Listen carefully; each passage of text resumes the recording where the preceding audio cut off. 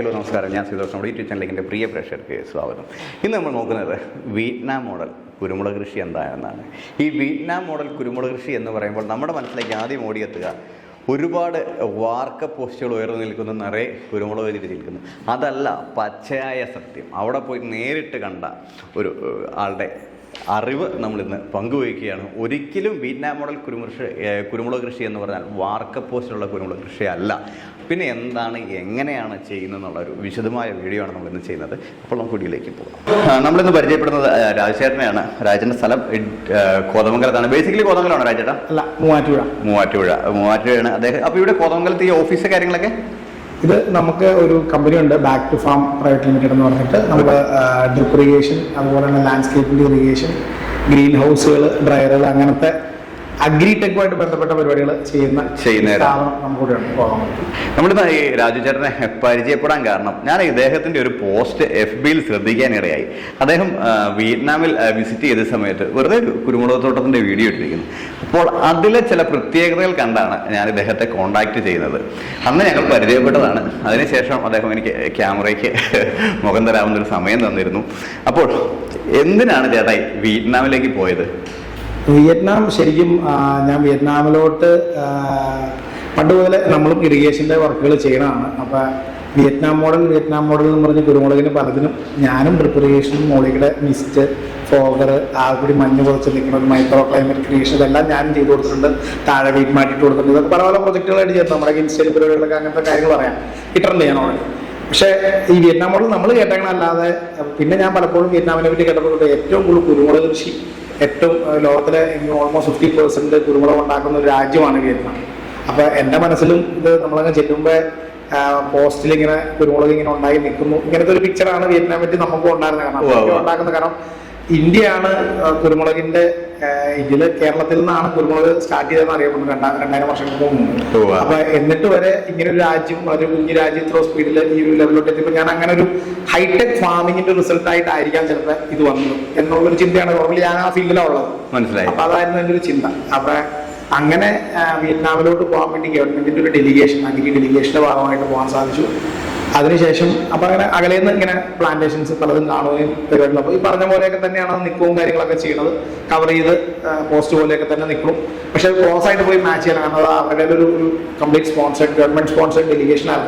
നമുക്ക് നമ്മുടേതായ രീതിയിൽ ഓടാനുള്ള ഒരു ഗ്യാപ്പ് കിട്ടിയില്ല. അപ്പൊ അതിന് വേണ്ടി തന്നെ പോകണം എന്ന് ഉദ്ദേശിച്ചു. കാരണം അതിൻ്റെ ഇടയ്ക്ക് ഒരു പേപ്പർ ക്ലിപ്പിംഗ് കണ്ടതിൻ്റെ അകത്ത് 1 ടണ്ണ് കുരുമുളകിന്റെ ഇന്ത്യയിലത്തെ വില എന്ന് പറഞ്ഞാൽ $7,500. അത് സെയിം സമയത്ത് വിയറ്റ്നാമിൽ അതിന്റെ വില $3,250.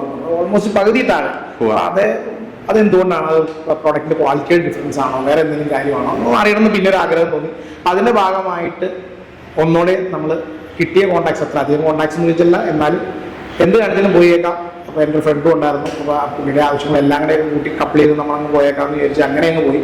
അതിന്റെ ഭാഗമായിട്ട് ഞങ്ങൾ പോയപ്പോൾ കുറച്ച് ഫാമുകളിൽ നമുക്ക് പോകാൻ സാധിച്ചു, ചെറുതും വലുതുമായിട്ട്.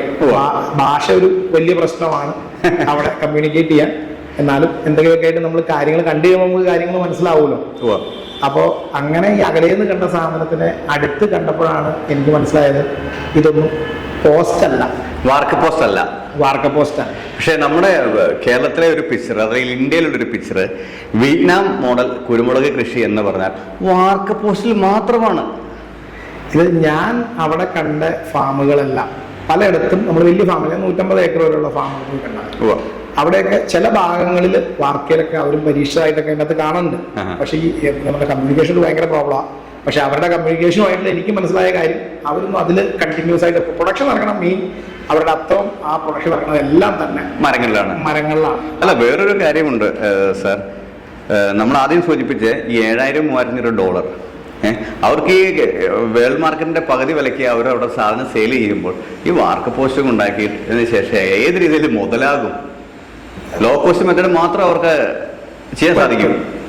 അതും സത്യമായിട്ടുള്ള കാര്യം. കാരണം വിയറ്റ്നാമീസിന്റെ ഒരു ചരിത്രം പരിശോധിച്ചാൽ അറിയാം. കാരണം പല പല യുദ്ധങ്ങൾ, ഫ്രഞ്ച്, അതിനുശേഷം അമേരിക്കൻ, അപ്പോൾ ആ ചൈന ഒക്കെ ആയിട്ടുള്ള യുദ്ധങ്ങളിലെ ഒരു എഴുതിയിട്ടുണ്ട്. അപ്പോൾ അവർ കിട്ടുന്ന കാര്യങ്ങൾ വെച്ചിട്ട് ജീവിക്കാൻ പഠിച്ചേക്കുന്നവരാണ്. അപ്പോൾ അത് മാക്സിമം പ്രൊഡക്ഷൻ എടുക്കാൻ എങ്ങനെയാണോ വളരെ ഫ്രൂഗൽ മൈൻഡ് സെറ്റ് എന്നൊക്കെ നമ്മൾ പറഞ്ഞ പോലെ.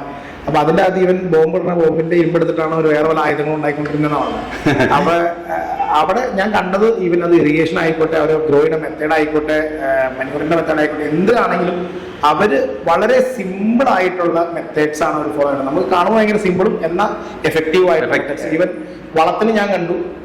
അപ്പൊ ഇതിൽ തന്നെ പറയുവാണെങ്കിൽ, ഇപ്പൊ മരത്തിന്റെ കാര്യം തന്നെ പറയുവാണെങ്കിൽ, നമ്മൾ മെയിനായിട്ട് ക്ലോസ് ആയിട്ട് വാച്ച് ചെയ്തപ്പോൾ ഇവര് കൂടുതൽ ഇവര് നടാൻ ഉപയോഗിച്ചേക്കണ മരം പഞ്ഞിമരമാണ്. പഞ്ഞിമരമാണ് നട്ടേക്കണേ. അപ്പൊ എനിക്കും നമ്മുടെ ഇറിഗേഷൻ ചെയ്യാനുണ്ടെങ്കിലും ഇതിന്റെ വളർത്തുന്ന രീതിയെ പറ്റി, പരിപാടിയുടെ കുരുമുളകിനെ പറ്റി എനിക്കും വലിയ നോളജ് ഇല്ല. അപ്പൊ എന്റെ മനസ്സിൽ വിചാരം എന്ന് വെച്ചാൽ, മരം ആണെങ്കിൽ ഈ മരം വളർന്ന് വന്ന് വലുതായതിനു ശേഷമല്ലേ ഇതിനെ പൊടി നട്ട് നമുക്ക് വലുതാക്കാൻ പറ്റുള്ളൂ. അപ്പൊ അതിനുള്ള സമയം പരിപാടി പോകും. പോസ്റ്റൊക്കെ ആണെങ്കിൽ നേരെ കൊണ്ടുപോയി നമുക്കങ്ങ് കുത്തിവെച്ച് അപ്പൊ തന്നെ നമുക്ക് റെഡി പ്രൊഡക്ഷൻ തുടങ്ങാമല്ലോ. അപ്പോഴാണ് ഞാൻ കാണുന്നതെന്ന് വെച്ചാൽ, ഈ പഞ്ഞിമരം എന്ന് പറയുന്നത് അവിടെയൊക്കെ വളർന്നിട്ടുണ്ട്. അതങ്ങ് മുറിച്ചുകൊണ്ടേ നേരെയും കുത്തിയിട്ട് കഴിഞ്ഞ് കഴിഞ്ഞാൽ അത് വേര് പിടിച്ചോളൂ. അതായത് നമ്മുടെ ഈ പണ്ട് മുരിക്കിങ്കാൽ വെട്ടിയിടുന്ന ഒരു സ്കീമില് മുരിക്കിങ്കാൽ അതേപോലെ എന്തെങ്കിലും ഒരു പഞ്ഞിമരം അങ്ങനെ പിടിക്കുമോ? എനിക്കറിയില്ല. അത് അങ്ങനെ പിടിക്കും. അവരങ്ങനെ ചെയ്ത് കാണിച്ചു തന്നു. ഞാൻ ഒത്തിരി കാര്യങ്ങൾ ഇങ്ങനെ ചോദിച്ച് പറഞ്ഞ് മനസ്സിലാക്കാനുള്ള ശ്രമം നടത്തി കഴിഞ്ഞപ്പോൾ അവര് എന്നെ കാണിച്ചു തന്നു. കാരണം വേറൊരു സ്ഥലത്ത് ഇതൊരു പഞ്ഞിമരം കാര്യങ്ങൾ ഓടിച്ചേക്കണ എന്തോ വീക്കായിട്ടുണ്ട്. ആ വീക്കായതിലേക്ക് ഇവർ ഓൾറെഡി വേറെ ഇടത്തുനിന്നുള്ള ഒരു മരം മുറിച്ചോണ്ട് വന്നു അവിടെ പിടിച്ചിട്ട് അത് കെട്ടി വെച്ചു. നമ്മുടെ നാട്ടിൽ അങ്ങനെ ചെയ്തോണ്ടിരിക്കുന്ന ഒരു സാധനമാണ്. ഒന്ന് കൊന്ന, അതുപോലെ തന്നെ മുരിക്ക്, നമ്മുടെ പയ്യാനി, ഈ സാധനങ്ങളെല്ലാം, പയ്യാനി എന്ന് പറഞ്ഞാൽ ആഴാന്തൽ, ഈ സാധനങ്ങളെല്ലാം നമുക്ക് ഇതേപോലെ തന്നെ കമ്പ് കെട്ടി ചെയ്ത് കൊണ്ടുപോയി കുഴിച്ചിട്ട് കഴിഞ്ഞാൽ നിൽക്കും. അപ്പൊ നമുക്ക് ഇതുപോലെ തന്നെ സമയം ലാഭമാണല്ലോ. ഇതിലിപ്പോ നമ്മള് വലിയ മരത്തിന് വേണ്ടി വെയിറ്റ് ചെയ്യേണ്ട കാര്യമില്ല, ആവശ്യമില്ല. പിന്നെ മാത്രമല്ല അവിടെ കണ്ടൊരു കാര്യം എന്താ വെച്ച് കഴിഞ്ഞാല്, ഇവര് ഈ മരം കയറ്റി കഴിഞ്ഞിട്ട് മിക്കവാറും രണ്ടായി പോണത് ഏകദേശം ഒരു 20 അടി ആ ഒരു ഹൈറ്റ് ഒക്കെ ആകുമ്പോൾ, ചിലത് ഇച്ചിരി കൂടുതൽ, എന്നാലും ഏകദേശം ആ ലെവലില്ല. അപ്പൊ ഇവരിതിന്റെ തൂപ്പറൊക്കെ നിങ്ങൾ പറഞ്ഞ പോലെ സൈഡിലത്തെ ഇത് ഒന്നിനുമില്ല. ഇവര് പറഞ്ഞത് ഒരു 3 പ്രാവശ്യം 4 പ്രാവശ്യം ഒക്കെ ചെയ്യും എന്നാ പറഞ്ഞത്. പക്ഷെ എല്ലാ ഫാമുകളിലും ആടിന്റെ തീറ്റ, ആടിന് തീറ്റ കൊടുക്കും, ഇത് കൊടുക്കും. ആ ഇറച്ചി അവർക്ക് കിട്ടും. ആട്ടിൻ കാഷ്ടം നേരെ എടുത്ത് ഇതിനും കൊടുക്കും. പിന്നെ ഞാൻ ഈ ഫാമുകളിൽ അധികം കണ്ടില്ല. കുരുമുളക് ഫാമില് കുരുമുളക് എല്ലാതും ആടുണ്ട്. പക്ഷെ ഞാൻ വേറെ ഫാമുകളിൽ പോയപ്പോ എല്ലാവർക്കും വീട്ടിൽ പന്നി വളർത്തുന്നുണ്ട്. നന്നായിട്ട് കഴിക്കുന്ന ഫുഡാണ്. നമ്മളവിടുത്തെ പോലെ ചെറിയ പന്നിയാണ്. അപ്പൊ ഇതുപോലത്തെ എനിക്ക് തോന്നുന്നു അവരുടെ അവിടെ ചാക്കുകൾ ഇങ്ങനെ തുറന്നിട്ടേക്കണുണ്ട്. പല റംബൂട്ടാൻ പോലത്തെ അങ്ങനത്തെ മരങ്ങളുണ്ട് അവിടെ, അവക്കാടോ അങ്ങനെയുള്ള മരത്തിന്റെ ഫാമിൽ എല്ലായിടത്തും ഞാൻ നോക്കുമ്പോൾ ചാക്ക് ഇങ്ങനെ എല്ലാ ഇതിന്റെ അടിയിൽ ചാക്ക് കിടപ്പുണ്ട്. പിന്നെ എന്താണെന്ന് ഞാൻ ചോദിച്ചു മനസ്സിലാണ്, വളം ചാക്കി കെട്ടിയിട്ട് ഒരു കീറിലും കീറിയിട്ട് ഇതുപോലെ ഈ മറ്റേ കമ്പോസ്റ്റ് ആവേണ്ട ആ മറ്റേ ഈ വേസ്റ്റ് ഉണ്ടല്ലോ, ഈ ഇപ്പൊ പുറത്ത് പന്നിക്കുട്ടിന്നൊക്കെ എടുക്കണ വേസ്റ്റ് എല്ലാം കൂടെ കൂടി ഒരു സാധനം ചാക്കി കെട്ടിയിട്ട് അവർക്ക് അങ്ങനെ മേടിക്കാൻ കിട്ടുന്നതാണ്. സാധാരണ പ്ലാസ്റ്റിക് ചാക്കില് കെട്ടിയിട്ട് ഇതിന്റെ അടിയിലിട്ടുണ്ടോ, അതൊരു ഗിയറും കൊടുത്തിട്ട് ഇടയ്ക്കിടയ്ക്ക് നനയും പരിപാടിയൊക്കെ വരുമ്പോ വളം ഈ സാധനത്തിൽ നിന്ന് ഇങ്ങനെ ഓരോരുത്തരുടെ ഇട്ടിട്ട് ഫാമിലി നോക്കി കഴിഞ്ഞാൽ കിടപ്പുണ്ടാവും.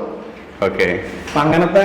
അപ്പൊ ഇതെന്നാന്ന് വെച്ച് കഴിഞ്ഞാല് പഞ്ഞിമരം ഉപയോഗിക്കുമ്പോൾ നമുക്ക് ആടിയുമ്പോ വളമായി ഈ ഒരു സൈക്കിളുമായി. അതെ, നമ്മുടെ ഈ നാട്ടിൽ പറയുന്നത് വാർക്ക പോസ്റ്റ് ആണെങ്കിലും വളം വലിക്കില്ല, അതുകൊണ്ടാണ് ഞങ്ങൾ വാർക്ക പോസ്റ്റ് ചെയ്യുന്നത്. പക്ഷേ ഈ വാർക്ക പോസ്റ്റിന് 2000 കൊടുത്ത് വാർക്ക പോസ്റ്റ് ഒരു ഏക്കറിലേക്ക് എത്ര ലക്ഷം രൂപയാകുന്നു അവർ കണക്കൂട്ടുള്ള. അതിൻ്റെ 3/1 പോലും വളത്തിനാവുന്നില്ല. ആദ്യത്തെ ഒരു വർഷം ഈ നമ്മുടെ ഈ പറഞ്ഞ് ഇപ്പം ആടില്ല എന്ന് വെച്ചോളൂ, നമ്മൾ ഈ മരത്തിനിട്ട് കൊടുത്തു കഴിഞ്ഞാൽ അടുത്ത വർഷം മരത്തിൻ്റെ ചില്ലകൾ വേണ്ടി ചോട്ടിലിടാം. അത്രയും പള്ളയും മുളക്കിയാല ഇത് അലിഞ്ഞു ചേർന്ന് വീണ്ടും വളമാകുകയും ചെയ്യും. പക്ഷെ ഈ മരങ്ങൾ അവിടെ നിൽക്കുന്ന മരമൊന്നും കണ്ടു കഴിഞ്ഞാൽ ഒരു മരം തോന്നില്ല.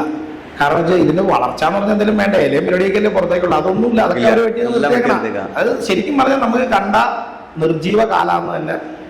അതായത് 100% എന്തെങ്കിലും വാർക്ക അല്ലെങ്കിൽ PVC ആണെന്ന് തോന്നിപ്പിക്കുന്ന രീതിയിലാണ് നമുക്ക് അടുത്ത് പോയി നോക്കുമ്പോഴോ അല്ലെങ്കിൽ അങ്ങനെ മനസ്സിലാവും. ചേട്ടയുടെ വീഡിയോ കണ്ടപ്പോഴായാലും പെട്ടെന്ന് അകലെ നോക്കിയാൽ വളരെ നൈസായിട്ട് ഇതായി ഇങ്ങനെ പോളുകൾ നിൽക്കുന്നു, അതായത് നിറയെ കുരുമുളക് ചെടി നിൽക്കുന്നു. സൂക്ഷിച്ചു നോക്കിയാൽ മാത്രമേ മനസ്സിലാവുള്ളൂ അത് വാർക്കക്കാലല്ല. എന്തുകൊണ്ടാണെന്ന് അറിയില്ല. അവിടെ ചേട്ടായി വിസിറ്റ് ചെയ്ത സമയത്ത് ഈ നമ്മുടെ ഇവിടുന്ന് ഈ ടൂറിസ്റ്റുകളെല്ലാം പോകുന്ന ആൾക്കാരെല്ലാം ഫോട്ടോസ് എടുത്തിട്ട് വരുന്നത് വാർക്ക പോസ്റ്റുകളുടെ മാത്രമാണ്.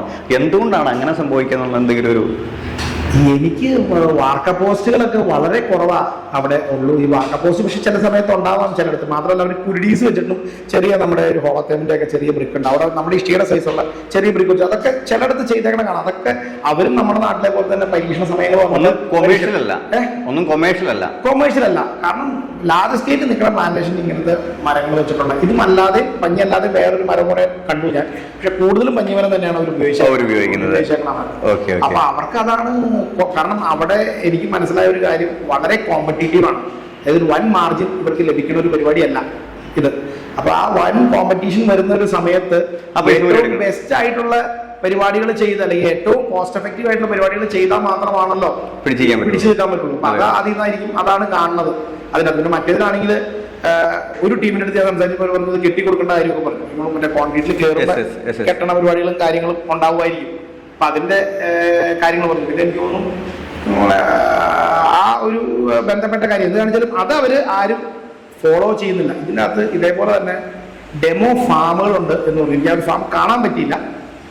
ഡെമോ ഫാംസ് എന്ന് പറഞ്ഞാൽ ഇവരുടെ നിന്ന് പ്രൊക്യൂർമെന്റ് എടുക്കുന്ന കമ്പനീസിന്റെ ഫാമുകൾ. ഇതെല്ലാം മേടിച്ചിട്ട് ഒരു ഔട്ട്സൈഡ് മാർക്കറ്റിലോട്ട് പോണ ഒരു കമ്പനീസ് പ്രൊക്യൂർ ചെയ്തിട്ടായിരിക്കുമല്ലോ. വലിയ വലിയ കമ്പനീസ് ഉണ്ട് അതുപോലത്തെ. അപ്പൊ അങ്ങനത്തെ കമ്പനികൾ ഒരു ഷോക്കേസ് ഫാംസ് സെറ്റ് ചെയ്യും. മോഡൽ ഫാംസ് എന്നൊക്കെ നമുക്ക് വിളിക്കാം. ചിലപ്പോൾ നല്ല ഏരിയ ഉള്ള ഫാമുകൾ ഉണ്ടാവാം. ഞാൻ പറഞ്ഞ 2 ലക്ഷം ഹെക്ടറൊക്കെ വരുന്ന പോലത്തെ ഫാമുകളൊക്കെ ഉണ്ട്. പക്ഷെ അതിന്റെ പ്രൊഡക്ഷൻ കോസ്റ്റ് പലപ്പോഴും ഈ ലോക്കലായിട്ടുള്ള ആൾക്കാരുണ്ടാക്കുന്ന ഇതിന്റെ പ്രൊഡക്ഷൻ കോസ്റ്റിനേക്കാളും കൂടുതലായിരിക്കും. പക്ഷെ അങ്ങനത്തെ അവരുടെ ക്ലയൻസിനെ കൊണ്ട് കാണിക്കുമ്പോഴൊക്കെ ആ ഒരു ഫാമുകൾക്ക് അതിൻ്റെതായ ഒരു ലുക്ക് ഉണ്ടാവുമല്ലോ. അതായിരിക്കാം ചിലപ്പോൾ. അതായത് നമ്മുടെ ശരിക്കും ഇവിടെ കേരളത്തിൽ പെർ kg പ്രൊഡക്ഷൻ റേറ്റ് ആരും ശ്രദ്ധിക്കാറില്ല. അത് ആ ഒരു പോയിന്റാ. ശരിയല്ലേ? ആരും ഇവിടെ 1 കിലോ കുരുമുളക് ഉണ്ടാകാൻ നമുക്ക് എത്ര രൂപ ചെലവാകുന്നു അങ്ങനെ ആകെ നോക്കിക്കേണ്ടത്. മറ്റേ മീൻ വളർത്തുന്ന ആൾക്കാർ, ബയോഫ്ലോക്കാർ എപ്പോഴും പറയാറുണ്ട്, പുല്ല് 1 കിലോ സിലോപ്പിയ വളർത്തി പറഞ്ഞാൽ ഞാൻ 95 രൂപ 100 രൂപ 110 രൂപ കൊടുക്കണം, അവസാനം 150 രൂപയ്ക്ക് എനിക്ക് സൗകര്യമില്ലാന്ന് പറഞ്ഞാൽ എല്ലാവരും ബയോഫ്ലോക്ക് നിർത്തുന്നത്. ആ ഒരു സംവിധാനത്തിൽ നമ്മളിവിടെ ആരും കുരുമുളക് കൃഷിനെയോ മറ്റേതെങ്കിലും കൃഷിനെയോ 1 കിലോ സാധനം വിറ്റാൽ എനിക്ക് അതിൽ എത്ര രൂപ പ്രൊഡക്ഷൻ കോസ്റ്റ് ഉണ്ട് എന്നാരും. ഇതിനകത്ത് എനിക്കൊരു ചോദ്യം ചോദിക്കാനുണ്ട്. എനിക്കും പലപ്പോഴും സംശയമുള്ളൊരു കാര്യമാണ്. നമ്മുടെ ഇവിടെ 1 ഏക്കർ, അവിടെ ഫുള്ള് ഹെക്ടറിലാണ് കണക്ക് പറയണേ. നമ്മളിവിടെ 1 ഏക്കറിൽ എന്തോരും നമ്മളിപ്പോ ഉണക്കക്കുരുമുളക് ആണല്ലോ ഇതായിട്ട് എടുക്കണേ, എത്ര കിട്ടും ശരിക്കും 1 ഏക്കറിൽ? ഒരു ഹെക്ടറിൽ എന്താ ശരിക്കും കണക്ക്? അത് ഹെക്ടർ ആണെങ്കിൽ ഈ പറഞ്ഞ പോലെ എനിക്ക് കറക്റ്റ് പെട്ടെന്ന് പറയാൻ പറ്റും. ഏക്കർ നമുക്ക് 2.5 എടുത്തായാലോ? അപ്പൊ ഏകദേശം നമ്മുടെ ഹെക്ടർ കണക്കാകുമ്പോൾ പന്നിയൂർ വെറൈറ്റീസില് 3000-2500 കിലോ വെയിറ്റുകളാണ് ആവറേജ് പറയുന്നത്. ആ സമയത്ത് ഇതിൽ ഏറ്റവും വലിയൊരു പ്രശ്നം എന്ന് പറയുന്നത് നമ്മൾ സെലക്ട് ചെയ്യുന്ന വെറൈറ്റി ഒന്നൊരു ബാധകമാണ്. രണ്ടാമത്തെ പ്രശ്നം ഈ ഇന്റൻസീവ് ഫാമിംഗ് എന്നൊരു സംവിധാനം കുരുമുളകിലേക്ക് വന്നിട്ടുണ്ട്. അതിൽ യോജിക്കാൻ പറ്റുമോ എന്ന് ചോദിച്ചാൽ ഇല്ല എന്ന് വേണം പറയാൻ. കാരണം ഒരു പ്ലാന്റ് ഹെൽത്തി ആയിട്ട് നിൽക്കണം, അറ്റ്ലീസ്റ്റ് 10 അടിക്ക് നഗരം നടണം. നമ്മൾ കണ്ട അനുഭവമാണ് ഞാൻ പറയുന്നത്. ഈ 10 അടി അകലത്ത് നിൽക്കുമ്പോൾ കുരുമുളകിന്റെ ചോട് തൊട്ട് 1 അടി 2 അടി മുകളിൽ തൊട്ട് മുകളിൽ വരെയും കുരുമുളക് ഉണ്ടാവും. നമ്മൾ കുരുമുളകളിൽ എത്രമാത്രം ചെടി അടിപ്പിച്ചിട്ട് എണ്ണം കൂട്ടുന്നു. നമ്മൾ 10 അടിക്ക് നടുമ്പോൾ താഴത്തെ 2 അടി തൊട്ട് 20 അടി വരെ കുരുമുളക് ഉണ്ടെങ്കിൽ അത് 8 അടിക്ക് അല്ലെങ്കിൽ 6 അടിക്ക് നട്ടാൽ ആദ്യത്തെ 4 അടി കഴിഞ്ഞിട്ട് കുരുമുളക് ഉണ്ടാവുന്നുള്ളൂ. പിന്നെ എന്തിനാണ് നമ്മൾ അടുപ്പിച്ചെടുത്ത് കൂടുതൽ പണിയെടുക്കണേ? അകത്തി വെച്ചിട്ട് സുഖമായിട്ട് എൻ്റെ എടുക്കേണ്ട വായു. ഇത് പറഞ്ഞ പോയിന്റാണ്. ഞാൻ അവിടെ ഇതുപോലെ സംസാരിച്ചപ്പോൾ അവരും ഇതുപോലെ തന്നെ 2.2 മീറ്റർ മുതലാണ് അവർ പറയുന്നത്. അതായത് ഹൈറ്റ് കൂടുന്തോറും ഈ ഗ്യാപ്പ് കൂട്ടണം, അകലം കൂട്ടണം. ആ ചെയ്യുന്ന ആൾക്കാർക്ക് അറിയാം. ചെറിയ കർഷകനാണെങ്കിൽ അവനറിയാം, അവന് എണ്ണം കൂട്ടാനല്ല, ഓൾറെഡി ഹൈറ്റ് എത്രയാണെന്നുള്ള അനുസരിച്ച് അകലം ഗ്യാപ്പ് കൂട്ടി കൂട്ടി കൂട്ടി പോകും. അതവരങ്ങനെ തന്നെയാണ് അവരവിടെ ചെയ്യണത്. അപ്പൊ അത് ഞാൻ ചോദിച്ചു, ഇങ്ങനെ ചില പല ഫാമിലും പൊക്കത്തിന്റെ ഒക്കെ ചില വ്യത്യാസങ്ങൾ കണ്ടപ്പോൾ ഞാനിങ്ങനെ ചോദിച്ചു. അപ്പൊ അത് അങ്ങനെയാണ് വന്നത്. അപ്പൊ ഞാനതിൻ്റെ അകത്തുള്ളൊരു പോയിന്റ് ഞാൻ പറയാൻ ഉദ്ദേശിച്ചതെന്ന് വെച്ച് കഴിഞ്ഞാൽ, ഞാൻ അവിടെ പോയിട്ട് ഒരു ആവറേജ് കഥ എത്രയാണ് എൻ്റെ ഒരു പ്രൊഡക്ഷൻ എന്നപ്പോൾ മനസ്സിലായി. എനിക്ക് മനസ്സിലായത് ഒരു 6 മുതൽ 10 ടണ്ണ് വരെയൊക്കെയാണ് ഒരു ഹെക്ടറിൽ അവരവർ ഹെക്ടറിലാണ് പ്രൊഡക്ഷൻ. പിന്നെ ഞാനിങ്ങനെ ഒത്തിരി ആൾക്കാരുമായിട്ടൊക്കെ സംസാരിച്ച് വന്നപ്പോൾ എനിക്ക് മനസ്സിലായത് 10 ടൺ എന്നൊക്കെ പറഞ്ഞ ഒരു ബമ്പർ പ്രൊഡക്ഷൻ പോലെ അതൊക്കെ കിട്ടുന്നതെന്ന് പറഞ്ഞാൽ വളരെ കുറവാണ്. അവിടെ ഒരു പോയിന്റ്, ഇപ്പൊ നമ്മൾ ഏലം അല്ലെങ്കിൽ കുരുമുളക് ഏലം നടുവന്ന് കൂട്ടുക, 18 മാസം കായ്ക്കാൻ തുടങ്ങും. ആദ്യത്തെ 2ാമത്തെ വർഷം 3ാമത്തെ വർഷം നമ്മൾ ഏലത്തിന്റെ ചൂടിലേക്ക് എന്ന് കഴിഞ്ഞാൽ ഒരു കൃഷി അറിയത്തിരിക്കും നാളെ നമ്മൾ 2 ഏലം കുഴിച്ച് വയ്ക്കാൻ തോന്നും. കാരണം നല്ല ചുരം നല്ല കായ്കളുമായിട്ട് കിടക്കും. പക്ഷെ ഒരു 5 വർഷത്തിന് ശേഷം അത് ഗ്രാജുവലി കുറയും. കാരണം മണ്ണിന്റെ ഘടന മാറി, മണ്ണിന് ആവശ്യമായ കറക്റ്റ് അല്ലെങ്കിൽ നമ്മൾ മണ്ണ് ചെക്ക് ചെയ്തുള്ള വളങ്ങൾ കൊടുക്കാതെ വരുന്നു. ഇങ്ങനെയുള്ള ഒരു റിപ്പീറ്റേഷൻ റോഡെല്ലാം വരുമ്പോൾ ഇങ്ങനെ സംഭവിക്കാനുള്ള ഒരു സാധ്യതയുണ്ട്. അത് തന്നെ കുരുമുളകിൽ സംഭവിക്കും. ആദ്യത്തെ ഒരു 3 തൊട്ട് 4, 5, 6 വർഷം നന്നായിട്ട് കിട്ടും, പിന്നെ ഗ്രാജുവലി കുറയും. അതല്ലെങ്കിൽ നമ്മൾ അതേപോലെ വളം കാര്യങ്ങൾ ഫോളോ അപ്പ് ചെയ്യണം. അവിടെയുള്ള ആൾക്കാർ ഈ കാര്യത്തിൽ വളരെ കറക്റ്റാണ്. കറക്റ്റ് മണ്ണ് പരിശോധിച്ച് വേണ്ട വളങ്ങൾ കൊടുക്കുന്നുണ്ട്. നമ്മളിവിടെ ആരെങ്കിലും ഒരു ചെറിയൊരു തോട്ടം വെച്ചു, 3-ാം വർഷം ഒരു അതിൻ്റെ വീഡിയോ എടുക്കുന്നു അല്ലെങ്കിൽ അത് പരസ്യപ്പെടുത്തുന്നു, ദാറ്റ് നെവർ മീൻസ് അത് സക്സസ് ആണെന്ന് പറയാൻ പറ്റില്ല. ഒരു 10 വർഷമായിട്ട് നമുക്ക് അതിനെ അനലൈസ് ചെയ്യാൻ പറ്റുള്ളൂ. അതല്ലെങ്കിൽ അതേപോലെ മറ്റു ഫാമുകൾ ഉണ്ടാവും, ഇതതില്ല. അത് പറഞ്ഞ കറക്റ്റ് പോയിന്റ്. കാരണം എന്ന് വെച്ച് കഴിഞ്ഞാൽ ഒരു ക്ലാരിറ്റി വേണം. നമ്മളിപ്പോൾ ഇത്രയും നാളായിട്ട് കൃഷി ചെയ്യുകയാണെങ്കിൽ പോലും നമുക്ക് കറക്റ്റായിട്ട് എന്തിൽ നിന്ന് എന്തോരം കിട്ടും എന്നുള്ള കാര്യത്തെ പറ്റി ഇപ്പോഴും ഒരു ക്ലാരിറ്റി ഇല്ല. കാരണം പലതും ഒരേക്കറിൽ നിന്ന് 10 ടൺ 16 ടൺ എന്നൊക്കെ പറഞ്ഞത് ലോജിക്കലി ഒട്ടും നമുക്ക് ആ ഒരു പറഞ്ഞ കമ്പയർ ചെയ്യണേ ഇത്രയും പ്രൊഡക്ഷൻ എടുക്കും എന്ന് പറഞ്ഞാൽ ആ രാജ്യം പോലും അത്രയും പറയണില്ല. ഇല്ല, അതിൽ തന്നെ അവര് ആവറേജ് പറഞ്ഞ പോലും നല്ല ഇതായിട്ട് പറഞ്ഞ പോലെ എനിക്ക് മനസ്സിലായത് ഒരു 6 ടണ്ണൊക്കെയാണ്. കാരണം അവിടെ ഞാൻ പിന്നെ പറഞ്ഞ വേറൊരു കാര്യം, നമ്മുടെ നാട്ടിലത് ചെയ്യാറില്ല. നമ്മുടെ നാട്ടിലത് പെസ്റ്റിസൈഡ് ചെയ്യാറില്ലല്ലോ. 15 തൊട്ട് 20 അടി ഉയരമുള്ള കുരുമുളക് ചെടിയാണെങ്കിൽ, എല്ലാ വർഷവും ഈൽഡിംഗ് ഉള്ള ചെടിയാണെങ്കിൽ ഈ പറഞ്ഞ 5 ടണ്ണിന്റെ മുകളിൽ നമുക്ക് കേരളത്തിൽ അച്ചീവ് ചെയ്യാൻ പറ്റും. ഇതിന്റെ അകത്ത് പിന്നെ ഈ പറഞ്ഞത് ഈ ഒത്തിരി പ്രൊഡക്ഷൻ എടുക്കുന്ന സ്ഥലത്തൊക്കെ അവര് പെസ്റ്റിസൈഡ് യൂസേജ് ഉണ്ടെന്നാണ്. ഉറപ്പായിട്ടും അത് വെറുതെ നമ്മൾ ഇല്ല ഇത് അതൊന്നും അല്ല, ഉണ്ട്, എങ്കിലും നടക്കുള്ളൂ. കാരണം അതല്ലെങ്കിൽ ഈ അടുപ്പിച്ചൊക്കെ വയ്ക്കുമ്പോൾ നല്ല ഹ്യൂമിഡിഫൈ ചെയ്ത് ബാക്ടീരിയകൾക്കും ഫംഗസിനും വളരാനുള്ള നല്ല അന്തരീക്ഷമാണ്. സോ അവർ വളരും, അവർ നമ്മൾ ഉപദ്രവിക്കും. അതിന് കറക്റ്റായിട്ട് പെസ്റ്റിസൈഡ്സ് കൊടുക്കേണ്ടത് കൊടുത്ത് തന്നെ കൃഷി ചെയ്യും. ഇതാണ് അവരൊരു റിയാലിറ്റി ഉണ്ട് ഈ ഒരു സാധനത്തിന്. ഇതിന് പിന്നെ വേറൊരു കാര്യം എനിക്ക് തോന്നിയ ഒരു കാര്യം, ലേബർ ഇന്റൻസീവ് ആണല്ലോ. അവിടെ ഒരു ഫാമിലിയാണ് ഈ പറഞ്ഞ 5 ഹെക്ടറൊക്കെ മാനേജ് ചെയ്യുന്നത്. അവിടുത്തെ സ്റ്റാൻഡുകൾ ഞാൻ എടുത്തായിരുന്നു. നമ്മുടെ ഇവിടെ ഈ പറക്കാൻ കയറുന്നത് പറയാനാ ഞാൻ എന്റെ വീഡിയോയിൽ എടുത്തിട്ടായിരുന്നു. എ ടൈപ്പ് സ്റ്റാൻഡ് പോലെയാ, 2 സൈഡിൽ നിന്നും കയറണത്. അത് പറക്കണ രീതി എന്ന് പറഞ്ഞാൽ ഈ പറക്കാൻ കയറുന്നത് താഴെ മറ്റേ ഇത് വിരിക്കും, ടാർപോളിയും പോലെ പടുത വിരിക്കുന്നു. എന്നിട്ട് ഇവരുടെ പുറകിലെ സാധനത്തിലോട്ട് ഇങ്ങനെ പറിച്ചങ്ങ് വെറുതെ കുറച്ച് അതിലോട്ടും ചാടും, മറ്റേ ഇതിലോട്ടും ചാടും.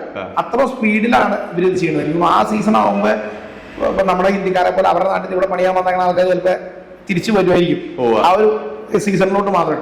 അല്ലാതെ ഇത് വളരെ കുറച്ച് ആൾക്കാർ അവരുടെ ഫാമിലിയിലെ പ്രായമുള്ള ആൾക്കാരും മറ്റൊക്കെ തന്നെ മാനേജ് ചെയ്യുന്ന പരിപാടിയായിട്ടാണ് ഈ ഒരു ഇത് ഓർമ്മ.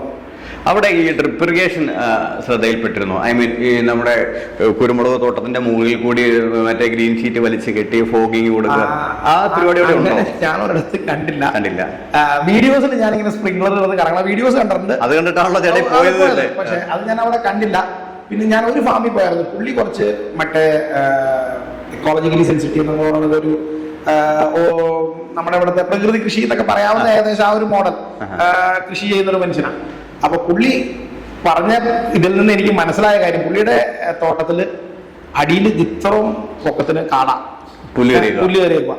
അപ്പൊ പുള്ളി എൻ്റെ അടുത്ത് പറഞ്ഞത്, ഞാനിങ്ങനെ പുള്ളിയുടെ അടുത്ത് ഇങ്ങനെ കാര്യങ്ങളൊക്കെ പറഞ്ഞ് മനസ്സിലാക്കിയപ്പോ പുള്ളി എൻ്റെ അടുത്ത് പറഞ്ഞ മോളിൽ നിന്ന് അങ്ങനെ കുത്തിച്ചാടി കഴിഞ്ഞാൽ അതിൽ എന്തത്ര പോസ്റ്റ് അതെനിക്ക് ശരിക്കും മനസ്സിലായില്ല. കാരണം പുള്ളി പറഞ്ഞതെന്ന് വെച്ചാൽ തറഞ്ഞു എന്നാണ്.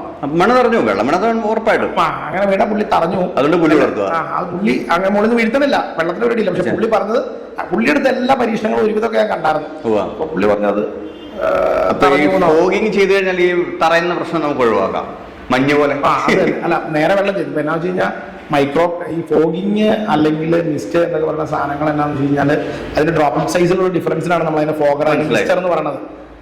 അത് ഉണ്ടാക്കുന്ന ഒരു പരിപാടി എന്ന് വെച്ചാൽ ഇവാപറേറ്റീവ് കൂളിംഗ് ആണ്. അതായത് വെള്ളത്തിന്റെ ആ ഒരു ഹീറ്റ് അങ്ങോട്ടും ഇങ്ങോട്ടും ട്രാൻസ്ഫർ ചെയ്യുമ്പോൾ ഉണ്ടാവുന്ന ഒരു തണുപ്പുണ്ടാവും നമ്മുടെ ആ ഒരു അറ്റ്മോസ്ഫിയറിൽ. അങ്ങനെയാണ് ആ ഒരു മൈക്രോ ക്ലൈമറ്റ് അത് ക്രിയേറ്റ് ചെയ്യുന്നത്. വ്യത്യാസം എന്താണെന്ന് വെച്ചാൽ അത് ഹ്യൂമിഡിറ്റിയുടെ ഷൂട്ടപ്പ് ചെയ്യും. ഹ്യൂമിഡിറ്റി കുറഞ്ഞ സ്ഥലത്താണെങ്കിൽ ഹ്യൂമിഡിറ്റി കറക്റ്റ് ഹ്യൂമിഡിറ്റി ഉണ്ട്. കേരളം പോലത്തെ ഒരു സ്ഥലം എന്ന് പറയുന്നത് ഓൾറെഡി ഹ്യൂമിഡിറ്റി കൂടുതലുള്ള സ്ഥലമാണ്. അപ്പൊ ഹ്യൂമിഡിറ്റി പിന്നെയും കൂടുതലാവുമ്പോൾ ഫംഗൽ ഡിസീസസ് ഒക്കെ വരാനുള്ള സാധ്യത കൂടുതലാണ് ചെയ്യുന്നത്. അത് ഈ ഒരു പ്ലാന്റിന് ഭയങ്കര അത്യാവശ്യമാണെങ്കിലാണ് ആ ഒരു കാര്യങ്ങൾ ചെയ്യുന്നത്. കുരുമുളക് അങ്ങനെ ആഗ്രഹിക്കുന്ന ഒരു ചെടിയാണ് എന്ന് തോന്നിയിട്ടില്ല. അപ്പൊ അങ്ങനെ ഉണ്ടെങ്കിൽ അത് നല്ലതാണ്. ഇനിയിപ്പോ കൺസിഡറബിൾ ആയിട്ട് റിസർച്ച് റിപ്പോർട്ട്സ് വല്ലതും വന്ന് ഇങ്ങനെ ചെയ്യുന്നതുകൊണ്ട് ഗുണമുണ്ട്. ഉദാഹരണത്തിന് നമ്മുടെ കാപ്പിക്കൊക്കെ നമ്മുടെ റെയിൻഗൺ പോലത്തെ സാധനം വെച്ചിട്ട് 3 ഇഞ്ച് ആ ഫ്ലവറിംഗ് ടൈമിൽ കൊടുക്കുമ്പോൾ അതിന്റെ ഒരു വ്യത്യാസമുണ്ട്. ശരിക്കും ഒരു വേനലിന് ശേഷമാണ് അവർ കൊടുക്കുള്ളൂ. കാപ്പിക്ക് ശരിക്കും ഒന്ന് തളർന്നതിന് ശേഷം അവർ കൊടുക്കുള്ളൂ. അവർക്ക് കറക്റ്റ് ഒരു പ്രോട്ടോകോൾ പ്രകാരമാണല്ലോ അവർ കൊടുക്കുന്നത്. അങ്ങനെ ഒരു റിപ്പോർട്ടോ അങ്ങനെ ഒരു പരിപാടി ഉണ്ടെങ്കിൽ നല്ലതായിരിക്കും. ഇല്ലെങ്കിൽ അതുകൊണ്ടൊരു കൺസെപ്റ്റ് ഞാൻ ഒരിടത്തും കണ്ടില്ല വലിയ കാര്യമായിട്ട്. ശരിക്കും കുരുമുളക് ചെടി എൻ്റെയൊക്കെ കർമ്മമാർ പറഞ്ഞ് കേട്ടിരിക്കുന്നത് ഒന്ന് വാടിയതിന് ശേഷമാണ് ഇത് നനച്ചു കൊടുത്ത് കയറ്റിക്കൊണ്ട് വരേണ്ടത്. അല്ല നമ്മൾ എപ്പോഴും തന്നെ കാര്യങ്ങൾ കൊടുത്തു കഴിഞ്ഞാൽ വെജിറ്റേറ്റീവ് ഗ്രോത്ത് വെറുതെ അല്ല, കൊടി ഭയങ്കരമായിട്ട് വളരും, പ്രൊഡക്ടിവിറ്റി കുറയും, അങ്ങനെ സാധ്യതയുണ്ട്. എന്തായാലും താങ്കളുടെ ഒരു വിലപ്പെട്ട സമയം എനിക്ക് വേണ്ടി വണ്ടി ഓടിച്ച് ഇവിടെ വരെ വന്ന് നമ്മുടെ പ്രേക്ഷകർക്ക് വേണ്ടി ചെലവഴിച്ചതിൽ വളരെ നന്ദിയുണ്ട്. കാരണം ഇതൊരു വളരെ ഇമ്പോർട്ടൻ്റ് ആയ ഒരു വീഡിയോ ആണ്. നമ്മൾ അൺനെസസറി PVC പോസ്റ്റുകൾ, കോൺക്രീറ്റ് പോസ്റ്റുകൾ, പല രീതിയിലുള്ള കണക്കുകൾ ആൾക്കാർ പറയുമെങ്കിലും ഞാൻ ആദ്യം സൂചിപ്പിച്ച പോലെ ഞാൻ ഒരാളോട് സംസാരിച്ച് പറഞ്ഞു 3 തൊട്ട് 4 വർഷം കൊണ്ട് നിങ്ങൾ കോൺക്രീറ്റ് പോസ്റ്റ് ഉണ്ടാക്കിയ പൈസ നിങ്ങൾക്ക് തിരിച്ചു കിട്ടുമെന്ന് പറഞ്ഞു. സിംപ്ലി കോൺക്രീറ്റ് പോസ്റ്റ് 1000 എണ്ണം എൻ്റെ പറമ്പിൽ വെച്ച് പുലർത്താൻ എൻ്റെ ജീവിതാവകാശമല്ല സാർ. നമുക്കതിൽ എന്തെങ്കിലും ഒരു ആദായം വേണമല്ലോ. ഈ കോൺക്രീറ്റ് പോസ്റ്റിന്റെ പൈസ തിരിച്ചിട്ട് പിറ്റേ വർഷം ഒരു തുറതോട്ടം വന്ന് ഇതെല്ലാം കൂടെ പോയാലോ പുല്ല്, പിന്നെ നമ്മൾ ആത്മഹത്യയുടെ ഗതികളിലേക്കാണ്. അതുതന്നെ ഇതെല്ലാം പോട്ടെ, നമുക്കിപ്പോൾ കൊടി അവിടെ സക്സസ് ആയാലും വെച്ചു കോൺക്രീറ്റ് പോസ്റ്റ് വെച്ചിട്ട് പിന്നെ എത്ര രൂപ കൊടുത്തുള്ളൂ ഇത് പതിച്ചു കളയാൻ, ഈ വേസ്റ്റ് അവിടെ കൊടുത്തുള്ളൂ. അല്ല, ഇതിൻ്റെ അകത്ത് എനിക്ക് പറയാനുള്ള കാര്യം എന്ന് വെച്ച് കഴിഞ്ഞാല്, ഒന്ന് നമ്മൾ ഇത്ര നാളായിട്ട് കുരുമുളക് കൃഷി ചെയ്യുന്നു, കുരുമുളക് അതേപോലെ കൊടുക്കുമ്പോൾ തന്നെ പൈസ കിട്ടുന്നതായിരിക്കും നമ്മൾ ഒരു വാല്യൂ ആഡഡ് പരിപാടി ചിന്തിച്ചിട്ടില്ല.